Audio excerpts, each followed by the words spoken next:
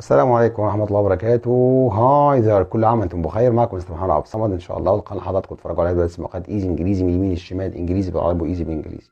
طيب، لو في موقف حصل معاك والموقف ده مش فارق معاك خالص يعني، فانت عاوز تقول ايه؟ يعني عادي بتحصل، مفيش اي مشاكل. طيب، الكلام ده هتقوله ازاي بالانجلش؟ ان شاء الله النهارده هعلمك 4 new sentences to say this. هعلمك 4 جمل جديدة تقول بيهم مش فارق معايا ولا يهمني. اول جملة ممكن تقول who cares. who cares. تاني جملة ممكن تقول whatever. whatever. تالت جملة ممكن تقول big deal. big deal. واخر جملة واجمد جملة فيهم ان شاء الله ممكن تقول so what. so what.